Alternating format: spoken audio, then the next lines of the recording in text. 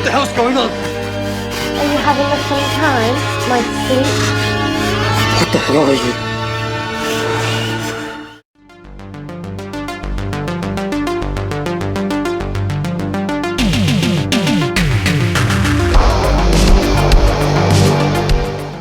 We are talking Nest of Vampires. This one written and directed by Chris Sanders, who also has a role in the movie.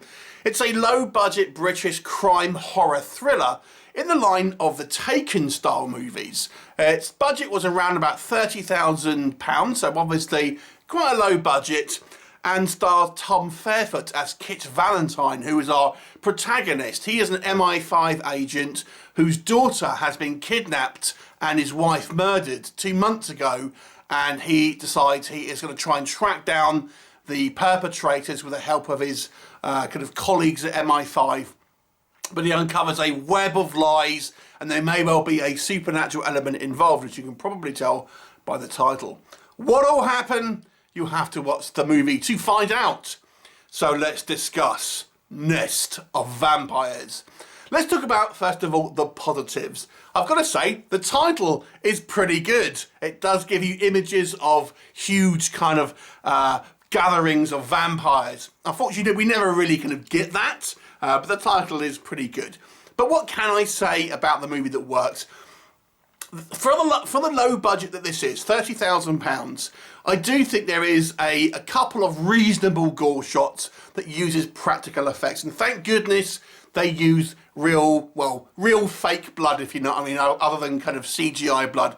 I appreciate that we got some kind of genuine fake blood in these kind of low budget movies. Far too often now, I think low budget filmmakers rely on the kind of the CGI packages that you'll kind of get with fake blood and stuff like that. But there were a couple of other kind of like gore sequences and sort of torture sequences. I mean, they're not fantastic, but I can appreciate a low budget movie trying to do these kind of practical effects, and I appreciate the attempt and can look past some of the shortcomings. In regards to what else I can say, I do think there are a couple of acting performances where I feel are okay. Our main character, played by Tom Fairfoot, Kit Valentine, I thought the actor did an okay job for the most part. Certainly compared to the rest of the cast here, and I would also say his boss, his kind of MI5 agent boss, also wasn't too bad. I didn't mind his acting, but I got to be honest with you, this movie was somewhat lacking in other areas. So let's discuss. Let me just go into what I think is the biggest problem in this movie: the script. Now, Chris Sanders, it's his own production company, Black Coppice Films.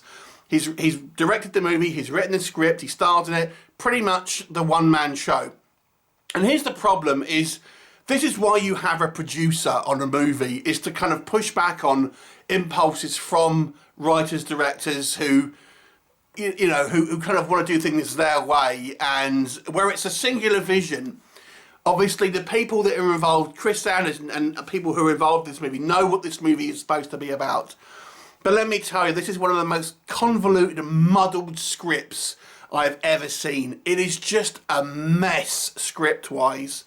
The story makes little to no sense whatsoever. There is far too many characters. Some of the character motivations do not make any sense, if they have motivations at all. There's far too many questions that this movie kind of raises and doesn't really ever answer.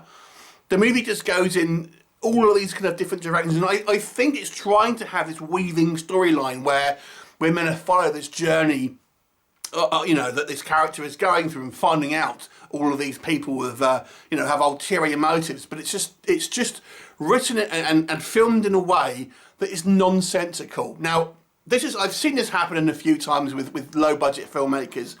When you make a film in a vacuum without any kind of outside influence, you know what the message is you're trying to put across, but without that kind of pushback, it might make sense to you because you're ultimately intimately involved with it, but to an outside audience, it's just a mess. Now, I've said this in a few reviews. I used to work in marketing, and I'd always test a marketing concept on someone who has nothing to do with it to see if they understood it. And this is why you have test audiences in larger budget movies. But small indie movies don't tend to have that. But this is what a producer is supposed to do. A producer is supposed to be able to say, no, that doesn't make sense, this would work better. And although this movie has about 50 producers, I've got a feeling they're all ones that are from Indiegogo, just giving money and stuff like that. So I think this movie, where Chris Sanders has had an idea about where he wants this kind of film to go, and to him it kind of makes sense, and maybe to other people involved in the movie, but when you're watching it as a third party not involved in it, you just think, I just don't know what the hell's going on. This movie, I don't know who these characters are. I'm not really understanding why they're doing certain things. It's just all over the place. This movie's plot is just, all over the place in regards to the script, sort of even down to this, before we even started filming. But even when we have, the camera starting to roll, there's still problems that exacerbate the poor script. Like, for example, we see a scene at the beginning of the movie where we are led to believe that the Valentine's wife is murdered, and that's fine. We can kind of piece together, although we never kind of see them, as a couple. So you can only assume that as obviously Valentine's wife, but we never see the girl kidnapped, so we don't know that's happened. And then it's cuts to the literal next scene where it's 2 months later. 2 months later, and this guy is only kind of like now trying to find his daughter. If she was kidnapped into a human trafficking ring, 2 months is, 1.5 months too late, unfortunately. So even in those opening scenes, the story is already falling apart, and that is the opening scenes. The next thing I'll talk about is the acting. The acting here is pretty wooden, let me just be polite. I've given a couple of examples of where the actors, I think, do an okay job. And that is, obviously, our main actor, Tom Fairfoot, and his boss, I think, do the best that they can, although they're not even exempt when it comes to the end of the movie. But everyone else here, I've got to say, the acting is particularly kind of wooden. It doesn't help also that the characters have literally zero characterization, but we don't know anything really about them. And the dialogue is super hammy. The delivery is terrible. Jon-Paul Gates is an actor that I've picked out on other British low-budget movies. I don't know how this guy gets work, to be honest with you. He's absolutely terrible. He's playing an Italian character here that sounds like Mario from the Super Mario Brothers. But he's not the only one. There's some really kind of, unfortunately, quite poor acting. And even our actors who I think do an okay job, they fall into the kind of the typical kind of like tropes of vampires. And I've seen Aaran from Screenstars say the same thing, but it's 100% true, is when you have, low budget vampire flicks and if you have fangs in your, the filmmaker is constantly wanting to show the audience the fangs. And if you are a creature that has fangs, you're not just kind of like, look at my fangs all the time. They're there naturally. It shouldn't be like an unnatural speech pattern, or you shouldn't be just showing them all the time just because they're there. They would just be there, and it would kind of be natural. Let's talk about the vampires themselves.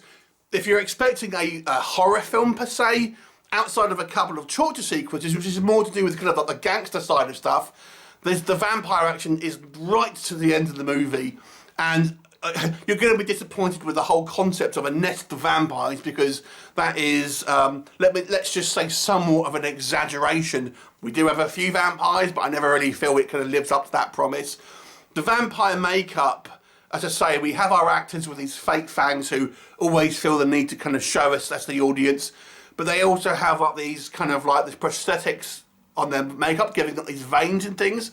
But I've got to be honest with you, it would have been better off just not having that at all. It doesn't look very good, and it actually looks like people have just are constipated and kind of pushing too much, and it's made veins pop up through trying to push out poop. That's kind of where my mind went when I was watching this film. The whole concept of this film, unfortunately, is riddled with problems, right down from the kind of the inception, I think, of the idea of it. And I know this is Chris Sanders' first, feature film, so to speak. and I think the inexperience is kind of shown through here. And this is, I'm going to say, this is why you need producers on movies, to have pushback on the director, and especially if it's a director-writer, to kind of curb impulses and try and look at it from a perspective of an outsider. Unfortunately, I think this movie just really is just riddled with issues, and I'm trying to be kind and not be too kind of personal here, but it's from poor acting, poor script, terrible dialogue, you know, unfortunately very disappointing kind of vampire sort of side of things, people with weird accents, which I don't know why that decision was made. I'm assuming to try and sell it to international audiences, but that never works. It never works. Well, at least in my opinion. I think maybe it would have been quite fun to have a Taken style kind of thriller, but with a you know, a horror element here. And they introduced this kind of Satanist worship thing, which I actually think maybe have been a better idea rather than the kind of the vampire. I think the vampire side of it could have been taken out and have you know, people trying to kidnap people, you know, kidnap humans for something to do with the Satanist and having this Satanist ring. I mean, why even go after this guy's daughter? I thought it was going to be revealed that they wanted to take out his daughter specifically to do with him, but it's just they were just like taking out this MI5's daughter for no other reason that she fits the physical bill of what they wanted to look for. Why, if you are trying to run an international crime ring about human trafficking, would you kidnap someone's daughter who has the experience to come and mess it up for you? It doesn't make sense. I mean, like I said, I think this movie is so ill-conceived that it was doomed from the get-go. So unfortunately, this movie, it never really works on any level. Even the good things I have to say about this, a couple of practical effects and kind of a couple of okay performances, you know, I'm not talking that they're fantastic. They're just better than some of the other stuff, but in a kind of a, you know, when compared to other movies, they're still kind of low budget and kind of and hokey.